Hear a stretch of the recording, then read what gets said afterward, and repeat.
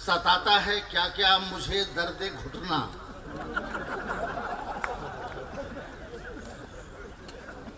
सताता है क्या क्या मुझे दर्द घुटना, जो एक बार बैठूं तो मुश्किल है उठना।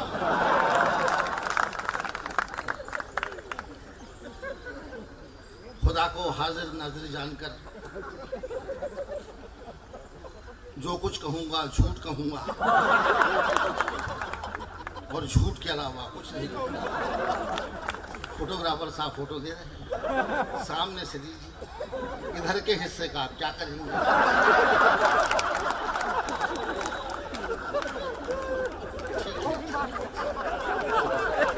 मैंने इसलिए कहा कि मेरा जिंदगी में एक भी फोटो नहीं। मैं एक ऐसे फोटोग्राफर को जानता हूं जो हमेशा शादी ब्याह के फोटो खींचता था। मैं एक ऐसे फोटोग्राफर को जानता हूं जो हमेशा शादी ब्याह के फोटो खींचता था। एक बार उसकी ड्यूटी शमशान में लगी, मुर्दे का अंतिम फोटो खींचना था, उसका अभ्यास नहीं था।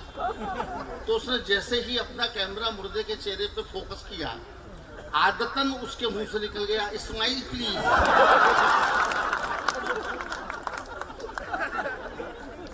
ऑफर इतना जोरदार था कि मुर्दा भी मुस्कुरा दिया। अंजाम ये हुआ कि मुर्दा लगातार मुस्कुरा रहा था और जो नहीं थे वो हुए जा रहे। बहुत अच्छी महफिल है और पहली बार मौका मिला है न्यायपालिका के लोगों के बीच में आने का। मैं बहुत छोटी कविताएं सुनाऊंगा गौरव जी, मैं लंबी कविताएं आप नहीं सुनाता। जब मेरी उम्र थी तब मैं लंबी कविताएं सुनाता था, तो मेरी खुद ही लंबे होने की उम्र है, इसलिए मैं लंबी कविता नहीं सुनाऊंगा। और लंबी कविता सुनाने से एक्सीडेंट भी हो सकता है। मुझे याद है कवि ने बहुत लंबी कविता सुना दी, सामने बैठा कि वीआईपी चल बसा। लंबी कविता सुन के वो लंबा ही हो गया। जज साहब भी सुन रहे, जज साहब ने उसको कहा कि तुम्हारी कविता से एक आदमी की हत्या हो गई, तुमको फांसी होने वाली है, मैं ही देने वाला हूँ, कोई अंतिम इच्छा हो तो बताओ। कवि बोला साहब वही कविता मैं आपको सुनाना चाहता हूँ।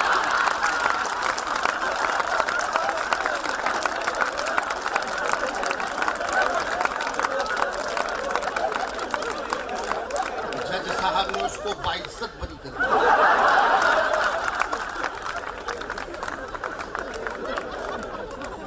मैं ऐसा कभी नहीं करता। और ये हमारी बहन और हमी ने ठीक कहा और अशोक जी ने भी ठीक कहा कि हमारे मंचों पर इन दोनों एक छोटा सा कुटेव आया है कि बहुत तालियों तालियों तालियों के लिए बार बार कहते हैं। ऐसा होने लगा है। बहन ने भी काफ़ी तालियां बजवाई। मैं उनसे पूछना चाहता हूँ आपने इतनी तालियां क्यों बजवाई? ये लोग क्या ताली बजाने वाले?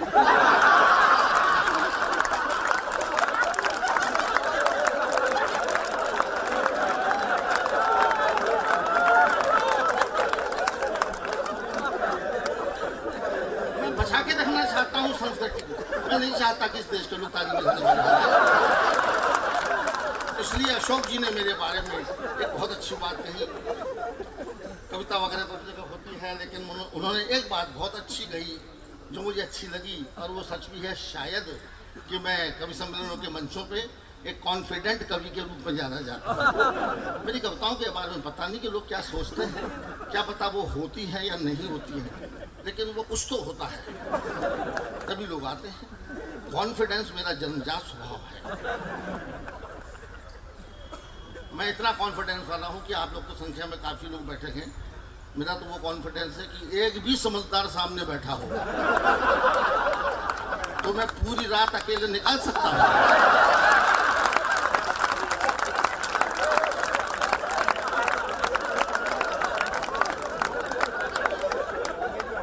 बरेली में प्रोग्राम था, वसीम साहब से पूछिएगा। बरेली में उत्तर प्रदेश में तो बहुत भीड़ आती है साहब, और रात रात भर के कार्यक्रमों की परंपरा है। सुबह हो जाती है और काफ़ी लोग आते हैं। तो बरेली में प्रोग्राम था, मुशायरा था, कवि सम्मेलन था और मैं भी था। 60,000 आदमी पंडाल में था और 60 कवि मंच पर थे। अब मेरा नंबर तो लगभग आखिरी में आता है क्योंकि मैं सीनियर सिटीजन भी हो गया। तो रात के 8 बजे शुरू होने वाले प्रोग्राम में जब मेरा नंबर माइक पे आया तब सुबह के 4 बज रहे थे और पंडाल में केवल 2 लोग बचे थे, एक सुनने वाला, दूसरा सुनाने वाला।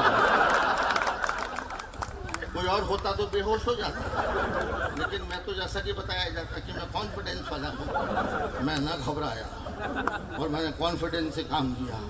और सामने बैठे एकमात्र श्रोता से मैंने कहा कि आप जरूर मेरे लिए बैठे थे। वो बोला नहीं, आपके बाद मेरा नंबर है।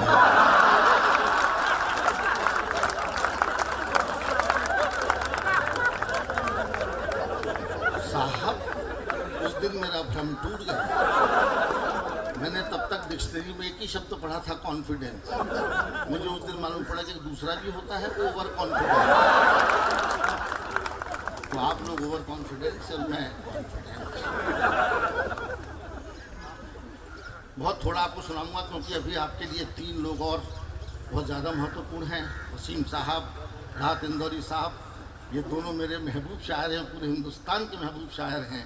और अशोक चक्रधर तो खैर है ही। फिर आप लोग तालियां बजा देंगे। कैरेक्टर खराब है,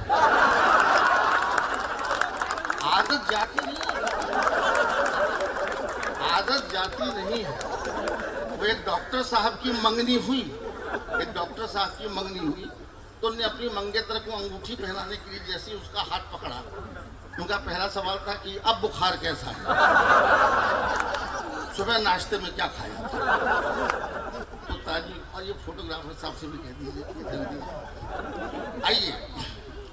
मेरा स्वास्थ्य बहुत ज़्यादा अलाउ नहीं करेगा कि मैं आपको ज़्यादा सुनाऊं, और मैं ये चाहूँगा कि आप लोग अगले साल भी आ सकें सुनने के लिए। इसलिए मैं आपको थोड़ा, लेकिन थोड़ा अच्छा सुना। चाय आ गई है साहब, चाय वाले को मैं कुछ नहीं कहूँगा, क्या पता कल वो प्रधानमंत्री हो जाए।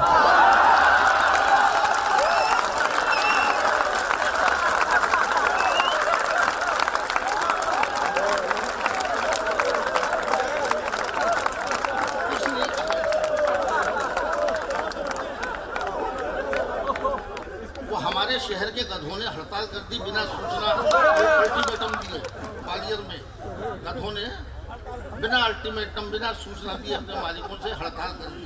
तो मालिकों ने पूछा उनसे कि काम पे क्यों नहीं जा रहे हो, तो गधे बोले कि नहीं जाएंगे, अब हम राजनीति में आ गए हैं।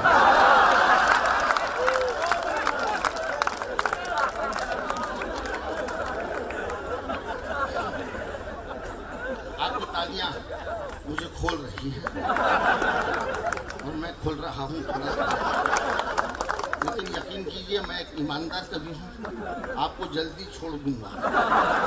लेकिन थोड़ा सुन लीजिए, इन दिनों में छोटा छोटा मैं माइक्रो कविताएं इन दिनों लिख रहा हूँ, छोटी छोटी कविताएं, ताकि लोगों की जल्दी समझ में आ जाए। कुछ नमूने देखिए, समझदार लोग सामने बैठे हैं, इशारा काफ़ी है। ये मत सोचिए कि मैं ये मत सुनिए कि मैं क्या कह रहा हूँ, आप ये देखिए कि मैं कैसे कह रहा हूँ। आपकी तवज्जो चाहता हूँ। साली ने जीजा से कहा, साली ने जीजा से कहा कि जीजा जी मैं पास हो गई, मिठाई खिलाओ। जीजा जी मुस्कुरा के बोले जरूर खिलाऊंगा, थोड़ी और पास हो जाओ।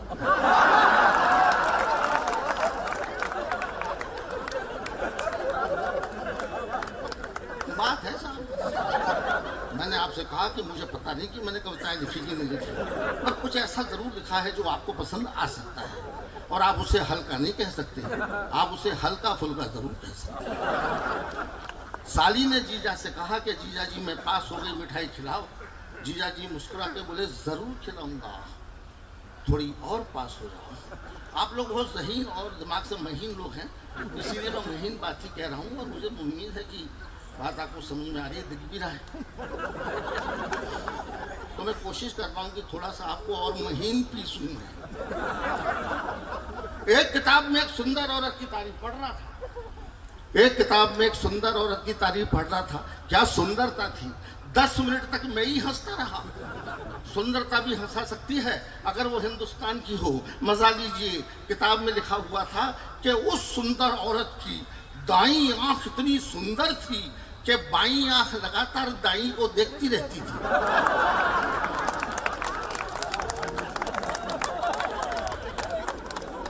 धीरे धीरे आई। मैं कभी कभी दरवाजे की जगह खिड़कियां भी खोल देता। उस सुंदर औरत की दाईं आंख इतनी सुंदर थी कि बाईं आंख लगातार दाईं को देखती रहती थी। और एक और सुनिए, लिखा था किताब में कि अगर कोई पति अपनी पत्नी के लिए कार का दरवाजा खोल रहा हो, अगर कोई पति अपनी पत्नी के लिए कार का दरवाजा खोल रहा हो तो समझ जाइए कि या तो कार नहीं है,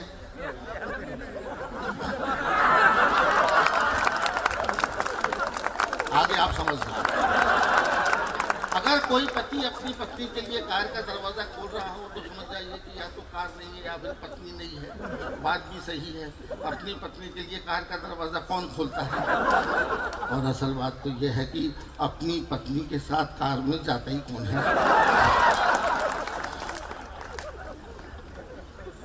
आप मुझ पर यकीन कर सकते हैं कि मैं गंभीर आदमी हूँ। हंसाना दूसरी बात है। भैया खाने को तो बिल्कुल मत लाओ। मैं ब्राह्मण का बेटा हूँ, दूसरों को खाते पीते नहीं देख सकता। खबरदार किसी ने हाथ लगाया जैसा रखा है वैसा रखे रहने। ये क्या हुआ? अब मुश्किल क्या है कि मेरे सामने रखा है। अब मैं पढ़ूंगा देखूंगा, तुमको देखूंगे, तुमसे बात करूं। यार ध्यान दीजिए प्लीज भाई साहब नहीं मांगे। अभी कुछ दिनों बाद मेरा श्राद्ध है, तभी ले आना। हालांकि वो अपनी ड्यूटी पर है बेचारा। मैं बता, अब थोड़ी देर बाद आप लोग खाइएगा, मैं और मेरी तरफ भी ध्यान रखिएगा। ये मुश्किल पता कर, आप सच से पीछे वाले उनके लिए कोई वातावरण ही नहीं है। इम्तिहान तो आपका है और मेरा तो खैर है। मैं आपको अपनी गंभीरता के सर्टिफिकेट दे रहा था। यकीन कीजिए मैं आप लोगों की तरह से गंभीर आदमी हूँ, लेकिन जोकर का मुखौटा लगाते लगाते औकात खत्म हो चुकी है। कोई नहीं मानता कि मैं गंभीर हूँ या मुझ जैसे लोग गंभीर हो सकते हैं। अभी वर्ल्ड डॉक्टर्स डे पर, जो वर्ल्ड डॉक्टर डे आया था, तो ग्वालियर में डॉक्टरों ने मुझे बुलाया। मेरे दोस्त थे, बोले चौबे जी आज वर्ल्ड डॉक्टर डे है, हमने पब्लिक को बुलाया है, हमारी इमेज बड़ी खराब होती जाती है, आप अपने भाषणों से लोगों को बताएं कि हम इनके कितने शुभचिंतक हैं, इनके लिए कितना काम करना चाहिए। तो मैंने भाषण दिया, लोगों ने खूब ताली बजाई। मैंने लोगों से कहा कि भाइयों और बहनों, डॉक्टर धरती पे भगवान का अवतार है, ईश्वर का प्रतिनिधि है, इसलिए कभी डॉक्टर के पास जाना पड़े तो ये सोच के जाना कि भगवान के पास जा रहे हैं।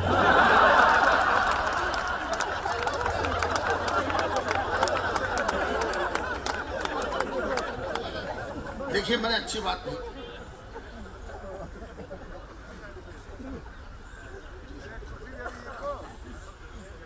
ये तो आपने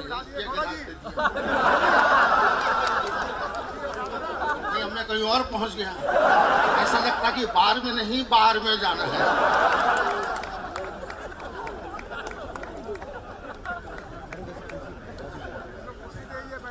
कोई बात नहीं, पानी को ही रहती है। कोई बात नहीं।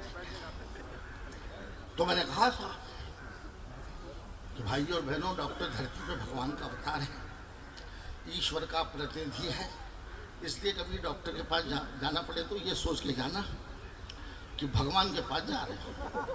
लोगों ने बहुत तालियां बजाई, जैसे आप लोगों ने बजाई तो वहाँ लोगों ने भी बजाई, मगर डॉक्टरों ने अकेले में मुझको बजाया। साले हमारे बारे में ऐसे कह रहा था। मैंने कहा मैं तो ठीक ही कह रहा था। आपको बता रही है कि लोग आपके पीछे क्या कहते हैं डॉक्टर साहब। लोग ये कहते हैं कि जब भगवान आदमी से नाराज होता है तो डॉक्टर के पास भेज देता है, और जब डॉक्टर आदमी से नाराज होता है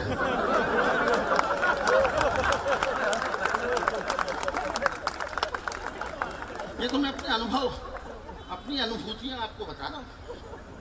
अभी जब मेरे पैर का ऑपरेशन हुआ, हालांकि माइनर ही ऑपरेशन था, लेकिन साहब माइनर और मेजर क्या, ऑपरेशन तो ऑपरेशन है, अच्छे अच्छों की हवा निकलती है। शब्द ही खतरनाक। मैं भी घबराया हुआ था, अस्पताल भेजा गया, ओटी में स्ट्रेचर पे पड़ा था, डॉक्टर मेरे सिरहाने खड़ा था। डॉक्टर मेरी घबराहट को भांप गया और मुस्कुराकर बोला, डर लग रहा है? मैंने कहा, डर तो लगेगा साहब, जिंदगी में मेरा पहला ऑपरेशन है। डॉक्टर बोला, मेरा भी पहला ही ऑपरेशन है,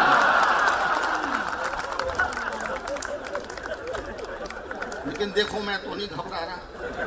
मैंने कहा, तू कर रहा है, मैं करवा रहा हूँ, लेकिन सब कॉन्फिडेंस तो रखना पड़ता है। और मेरे पास में वो है एक सीन मैंने देखा वहाँ पर, बड़ा अजीबोगरीब सी। उस ऑपरेशन थिएटर में जहाँ मैं पड़ा था, डॉक्टर सिरहाने खड़ा था, वहाँ पर एक नर्स अपने हाथों में फूल माला लिए खड़ी थी, जैसे किसी के गले में डालने ही जाने वाली हो। तो मैंने डॉक्टर से पूछा कि ये फूल माला लेके क्यों खड़ी है? तो डॉक्टर बोला कि ये मेरी जिंदगी का पहला ऑपरेशन है, अगर ये सफल हो गया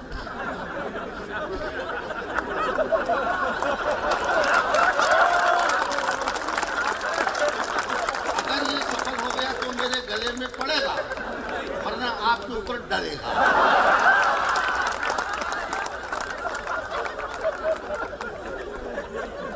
मैं बताता हूँ, आप मेरा भरोसा कीजिए, मैं शरीफ और ईमानदार आदमी हूँ, हालांकि दोनों चीजें एक जगह का बहुत कम मिलती है।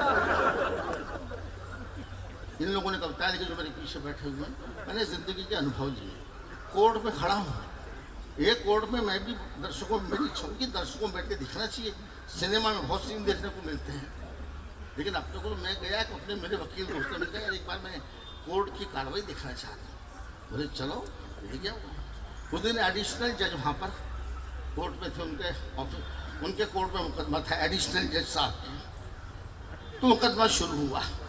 सुनने लायक बात है, एक किसान के बैल चोरी हो गए थे, उसका मुकदमा चल रहा था, चोरी की रिपोर्ट।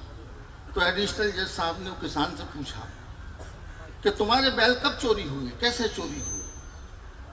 तो किसान बोला कि साहब, मैं अपने बैलों को लेकर पशु मेले में बेचने जा रहा था, तो मैंने बीड़ी का बंडल लाने के लिए अपने बैलों को पेड़ से बांध दिया।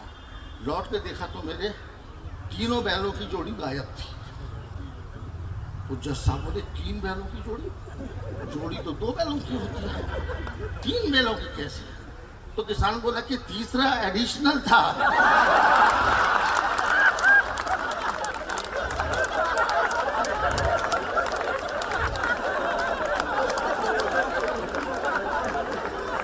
इतना बड़ा लगे तो देखा तो किसान भी था।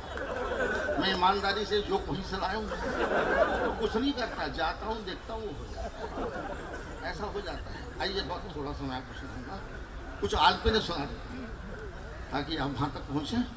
हालांकि मैं बहुत देर तक सुना सकता हूँ, लेकिन नहीं, मैं चाहता हूँ कि आप फिर अगले साल भी आ सकें, जैसा कि मैंने आपसे कहा। कुछ आलपीने हैं, सुना देता हूँ। आलपीने मेरी और माइक्रो कविताएं हैं, छोटी छोटी हैं, कि शेर शेरनी से नहीं। आपने मेरा वो देखा, एक हंसी का पहलू देखा, अब आप मेरा दूसरा पहलू देखिए। हर सिक्के के 2 पहलू होते हैं। एक पहलू आपने देखा कि मैं हंसा सकता हूँ, और दूसरा पहलू ये है कि मैं आपको सीरियस भी कर सकता हूँ और चुटकियाँ दे सकता हूँ। आइए मैं आपको आलपीने सुनाता हूँ। ये मेरा एक नया कारनामा है, एक नई किताब मेरी आ रही है जिसका शीर्षक है आलपिन, और हर पेज पर 2.5-2.5, 3-3 पंक्तियों की कविताएं हैं, बस। कोई भी कविता 4 लाइन से ज्यादा की नहीं है। अब उसमें कुछ इशारे हैं, सुन लीजिए दोस्तों। शेर शेरनी से नहीं डरता, जानवर और आदमी में क्या फर्क है? शेर शेरनी से नहीं डरता क्योंकि प्यार करता है, शादी नहीं करता। अब ये दूसरे मिजाज की सुन रहे हैं। शेर शेरनी से नहीं डरता क्योंकि प्यार करता है, शादी नहीं करता। आदमी औरत से डरता है क्योंकि प्यार नहीं, सिर्फ शादी करता है। हम लोग सिर्फ शादी करते हैं साहब, या तो विवाह करते हैं या आखिरी तक, जीवन तक निर्वाह करते हैं। प्रेम करने की सूझती ही नहीं। शायद ये प्रॉब्लम है, ऐसी कविता है।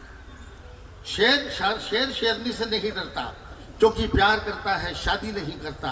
आदमी औरत से डरता है क्योंकि प्यार नहीं, सिर्फ शादी करता है। सरकारी दफ्तर का सीन सुना रहा हूं, अफसर लोग कैसी बात करते हैं। बड़े अफसर ने छोटे को डांटा, बड़े अफसर ने छोटे को डांटा, आप निकम्मे हैं, एकदम गधे हैं। छोटा बोला ठीक कहते हैं सर, आप मुझसे बड़े हैं। पता नहीं क्या बोल रहा है, क्या। बड़े अफसर ने छोटे को डांटा, आप निकम्मे हैं, एकदम गधे हैं। छोटा बोला ठीक कहते हैं सर, आप मुझसे बड़े हैं।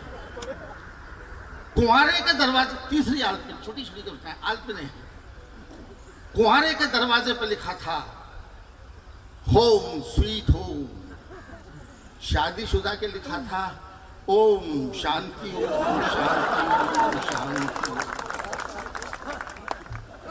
चौथी आलपिन है, मैंने अपने मित्र शहाबुद्दीन से पूछा, मैंने अपने मित्र शहाबुद्दीन से पूछा यार बकरा ईद कब है? वो बोला जिस दिन आ जाओ। उसका मतलब था कि तारीख वारीख क्या होती है, जब आएगा तभी।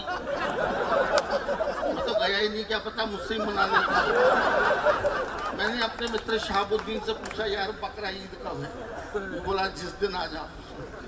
और सुनिए आपको मजा आएगा आलपिनों में, बीवी एक को जीने नहीं देती। हर एक की कहानी है, हर एक की ट्रेजेडी है, लेकिन मेरी कुछ और भी है। बीवी एक को जीने नहीं देती, ऊपर से करवा चौथ रखती है, मरने भी नहीं देती। बीवी एक को जीने नहीं देती, ऊपर से करवा चौथ रखती है, मरने भी नहीं देती। और एक छोटी सी सूरी साहब कि चूहा कहीं भी, एक बात है भाई, चूहा कहीं भी और अफसर कहीं का भी बिल बना सकता है।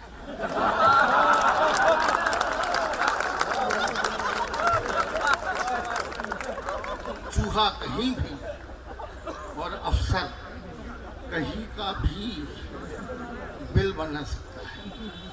आखिरी आलपिन सुनिए,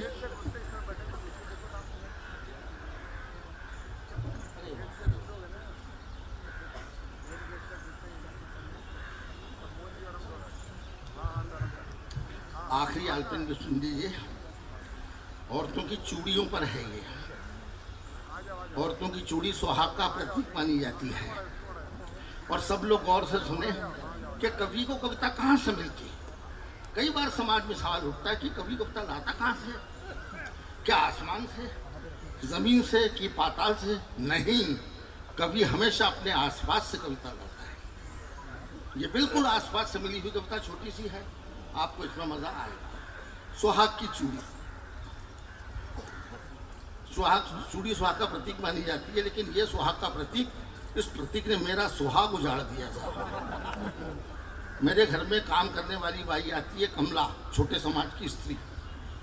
छोटे समाज की स्त्रियां अपने ये श्रृंगार बिंदी और सिंदूर इंदूर को लेकर बड़ी सेंसिटिव होती है। तो वो कमला बाई अपने हाथ में कांच की 20 चूड़ियां पहनकर आती है।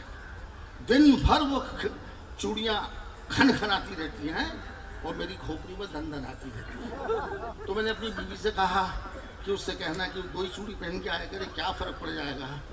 तो बीवी ने मुझको डांटा, बोले उसका सुहाग उछलवाओगे।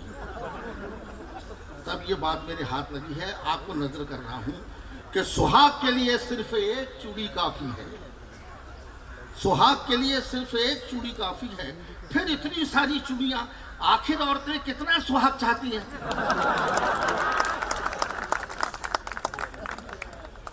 आइए सबसे आखिरी में, मैं बहुत अच्छा आपने सुना इसलिए, वरना मैं तो बहुत जल्दी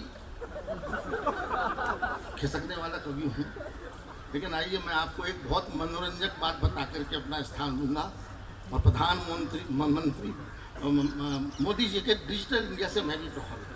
आदमी है तो सोच वाला, इस उम्र में भी इतनी वैज्ञानिकता को सोचता है। दुनिया से कॉम्पीट करना है इंफॉर्मेशन टेक्नोलॉजी में। हमें अभी 104 भेज दिए, 104 सैटेलाइट भेजे। एक मित्र ने बधाई दी, बोले देखा चौबे जी, दूसरे देश के भी सैटेलाइट को अपने हिंदुस्तान ने भेज दिया। मैंने कहा आसान बात है, जहाँ पर एक ऑटो में 40 लोग बैठ सकते हैं। मैंने कहा हिंदुस्तान में प्रॉब्लम नहीं है। डिजिटल इंडिया टेक्नोलॉजी ने साहब, मैं आपको बढ़िया बात सुनाने जा रहा हूँ। ऑनलाइन सर्विस सबसे नायाब तोहफा है। ऑनलाइन बाजार जाना बंद कर दिया, आपके घर में बाजार भेज दिया। अभी मेरी और मेरी पत्नी की शादी की पुण्यतिथि थी। हंसने की क्या बात है, शादी करना पुण्य का काम माना गया है। हम दोनों ने पुण्य किया, पुण्य एक बार किया और तिथि शादी हर साल आ जाती है,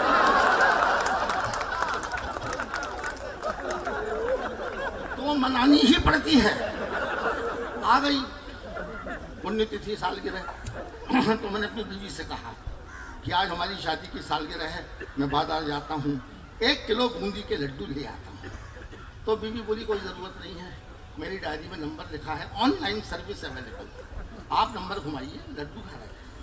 मैंने नंबर घुमाया, ऑनलाइन वाले ने सर्विस शुरू कर दी। मिठाइयों की दुकान में आपका स्वागत है, मिठाई के लिए 1 दवाई, रेवड़ी गजक के लिए 2 दवाई, नमकीन के लिए 3 दवाई। मुझको मिठाई चाहिए थी, मैंने मिठाई दबा दी। गुलाब जामुन के लिए 1 दवाई, बूंदी के लड्डू के लिए 2 दवाई, रबड़ी के लिए 3 दवाई। मुझको तो लड्डू लेने थे, मैंने 1 दवा दिया। बूंदी के लड्डू के लिए 1 दवाई। उसने अपनी कहानी शुरू कर दी, मैं फंसा बैठा। बूंदी के लड्डू के लिए 1 दवाई, खोए के लड्डू के लिए 2 दवाई और बेसन के लड्डू के लिए 3 दवाई। मेरे को बूंदी के लड्डू लेने थे, तो मैंने बूंदी के लड्डू दबा दिया। 1 किलो लड्डू के लिए 1 दवाई, 2 किलो के लिए 2 दवाई, 3 किलो के लिए 4 दवाई, 5 किलो के लिए 5 दवाई और 50 किलो के लिए 6 दवाई। मेरी खोपड़ी भरने लगी और घबराहट में मुझसे 50 किलो वाला दब गया। 6वां बटन, 50 किलो वाला बटन दबाते में घबराया। मैंने कहा मर गया यार, मैं कहा अब तो 50 लेना पड़ेगा। तो फिर मैंने वही किया जो कोई भी वकील करता, यानी मैंने फोन काट दिया।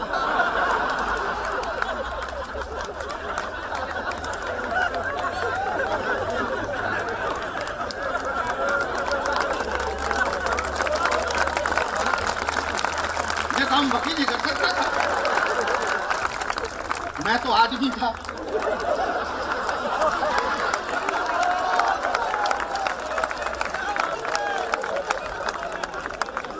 मैंने फोन काट दिया, लेकिन सामने वाला नहीं माना। फिर आ गया कॉल, आपके इस नंबर से हमें 50 किलो लड्डू का ऑर्डर मिला है, जरा अपना पता नोट कराइए, माल कहाँ भेजना है।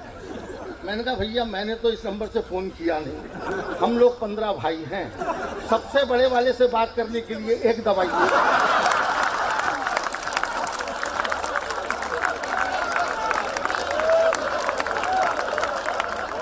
पता नहीं मित्रों उसने 15 नंबर तक दबाया कि नहीं दबाया। मैं तो चुपचाप घर से निकला, तो बगल की दुकान से 1 किलो बूंदी के लड्डू